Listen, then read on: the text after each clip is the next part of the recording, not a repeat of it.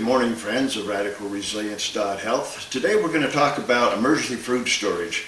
We gave the class a couple weeks ago on what you need to put in your pantry and other areas you need to look at, how to have security for your home, packing to-go bags, and those sorts of things. Today we're going to look at food storage and things that are impacting upon that, but it's kind of a overview of why we're doing what we're doing and why food storage is very important as we go forward, knowing that these next few months and possibly the next few years could be a little chaotic given the situations in the world and those events that are coming up like the election and that sort of thing.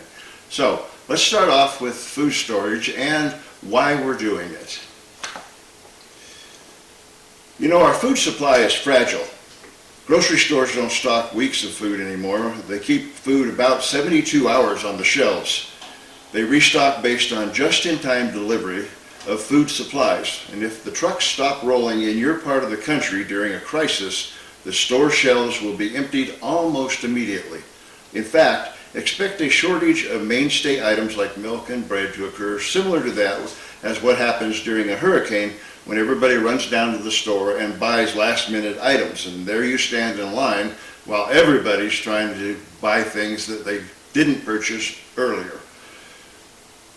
Those who are aware of the problem but who haven't already made preparations will engage in this last-minute type of rush to the stores to buy things, which has problems that will occur with traffic and almost immediately take some items off the shelves. If you remember during COVID, you went into the Walmart to get simple things like toilet paper, and you stood in line, which weaved you back and forth like a Walt Disney adventure ride or something, so you could get to your rationed pack of toilet paper.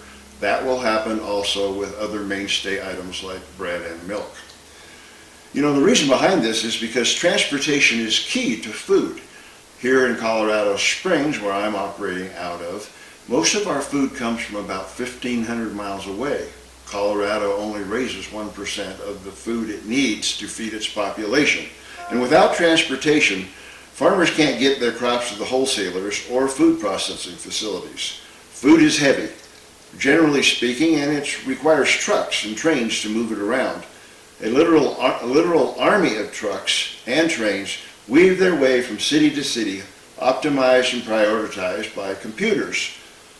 If the computers freeze, or we have a cyber attack or a power outage, the whole transportation infrastructure will shut down.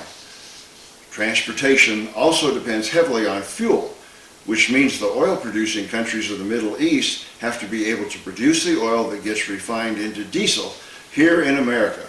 So, in other words, your food supply depends on our oil suppliers being alive and well. Currently, we have the Houthi intercepting oil ships in the Middle East area, which has stopped the flow of that oil, or at least damaged it, and the price of gasoline and diesel have continued to rise. Our transportation is dependent upon those countries like Saudi Arabia, Iraq, Iran, Russia, and Kuwait. And they're the ones that pump the oil and get it onto the ships that are coming to America to be refined. So, do you really trust your future with those people who control your energy supplies? You know, cities depend entirely on the rural land, and by that I mean, you know, the cities would be a ghost town without support from the country for people making food for them. We should all thank the farmers a little more because they literally keep us all alive. Cities are like concrete islands. You might think a city is self-sustaining until you really think about it. But underneath it all, that city is a ghost town without the people in the country supporting it. You may already know that city people and country people have very different viewpoints on politics and life in general. Country people tend to be more religious and more conservative. And city people, as a trend, tend to be more liberal. So there's more than a little animosity between the country people and the city people.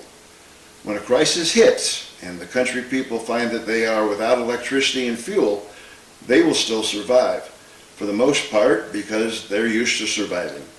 But do you think they will really put saving city people high on their list? Probably not. I just don't think so. Any food that is harvested from the fields will be kept and stored by the farmers themselves first. They will not be shipping this stuff to the cities unless they have excess goods and can find a transportation method that will still work.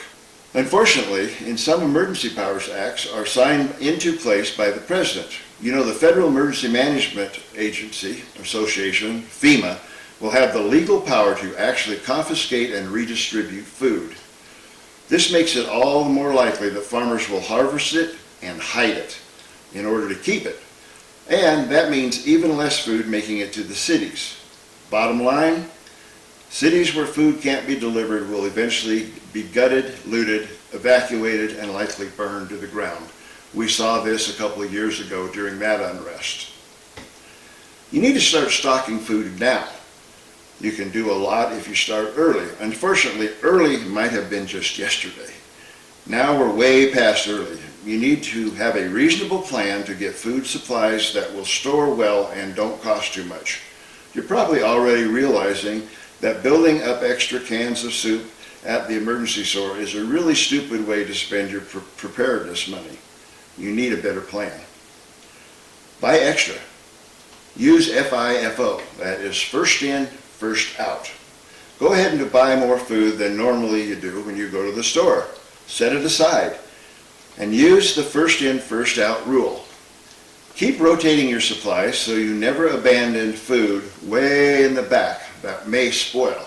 Waste of money and a waste of resources. Buy ingredients, don't buy prepared foods.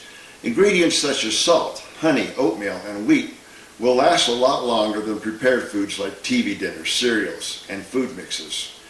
Naturally, as you purchase food ingredients, you'll want to practice actually using them and remember the basics. For example, if you purchase a bag of wheat, how exactly do you plan to make flour out of it? I've personally seen plans in a survival book that describe throwing some wheat in a coffee can and pounding it into flour with a blunt stick. You can make a few cups of flour after 10 to 15 minutes and a lot of noise making.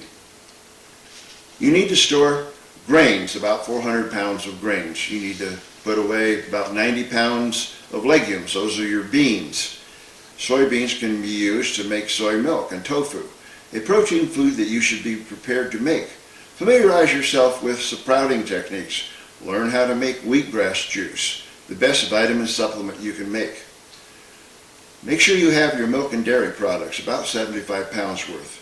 Milk powder can be used to make cottage cheese, cream cheese, and hard cheeses. Ideally, your milk should be fortified with vitamin A and D. Whole milk are the best way for all milk products. Powdered sour cream has a limited shelf life, so stay aware of that. You need to make sure you have meat and meat substitutes, about 20 pounds. You can use your meats for soup, stews, beans. Freeze-dried is the best option for real meats. Textured vegetable protein is the main alternative to freeze-dried meats.